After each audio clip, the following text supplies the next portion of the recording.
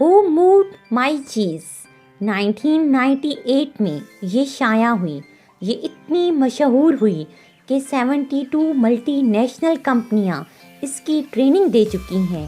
Writer نے اور بھی کتابیں لکھی ہیں. ان کے بارے میں کہا جاتا ہے یہ تھاٹ لیڈر ہیں.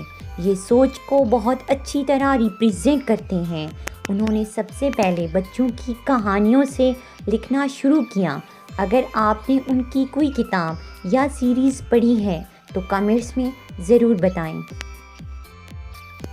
اس کتاب کی کہانی میں 4 کردار ہیں جس میں 2 چوہے اور 2 بونے ہیں. سنیف اور سکری یہ 2 چوہے ہیں.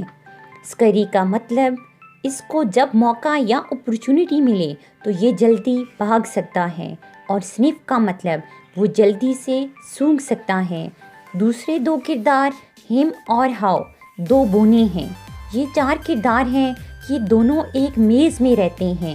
میز مینس پزل مطلب میدان عمل جہاں آپ کی پرسنل لائف اور ورکنگ پلیس ہے. اور ایک اہم ورڈ چیز جو آپ کے لیے اہم ہے وہی چیز ہے. مطلب کامیابی بھی ہو سکتی ہے، آزادی بھی. مطلب وہ جو آپ کے لیے سب سے امپورٹنٹ ہے اور جس کی آپ کوشش کر رہے ہیں وہ چیز ہے. اس کتاب کی کہانی کچھ اس طرح ہے. یہ 4 کردار سنیف، سکری، ہم اور ہاؤ صبح سویرے اٹھتے ہیں، تیار ہوتے ہیں اور چیز یا رزق یا کامیابی ڈھونڈنے کے لیے نکل پڑتے ہیں. ہر روز وہ محنت کے لیے نکلتے ہیں. ایک دن ایسا ہوا چوہوں کو چیز کا بہت بڑا اسٹیشن مل گیا. پھر وہاں بونے بھی آ گئے. آہستہ آہستہ وہ سیٹلڈ ہو گئے. پھر چیز کے مل جانے سے ان کا کام کرنے کا جذبہ کم ہو گیا. چوہوں کے مقابلے میں بونے زیادہ سست ہو گئے. اب وہ دن ڈھلے آتے، چیز کو انجوائے کرتے اور چلے جاتے. یہ سلسلہ ایسے ہی چلتا رہا اور انہوں نے اسٹیشن کو سجانا شروع کر دیا اور اس کے اوپر لکھا ہیونگ چیز میکس یو ہیپی.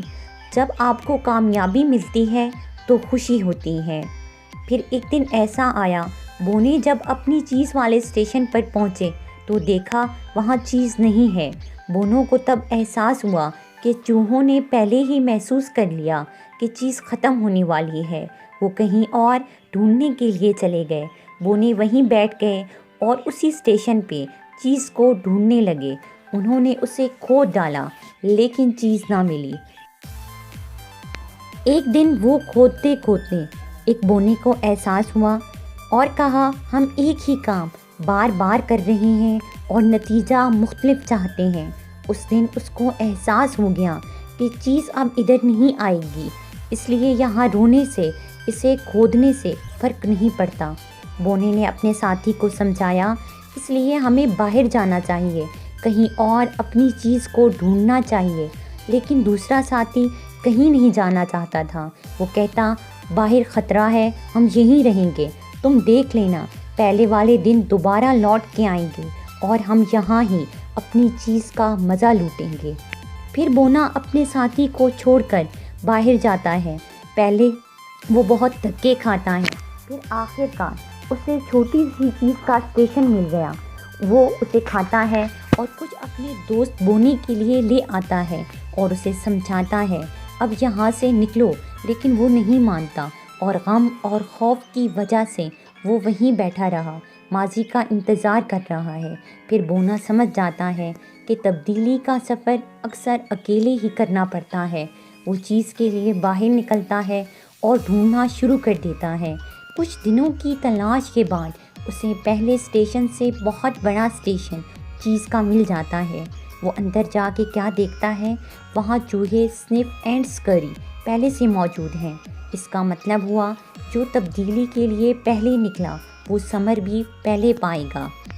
وہ وہاں انجوائے کرنے لگے اور اپنے ایک ساتھی بونے کو مس کرتے رہے کہ اگر وہ بھی سفر پہ نکلتا، تبدیلی کو ایکسیپٹ کرتا تو آج وہ بھی انجوائے کر رہا ہوتا.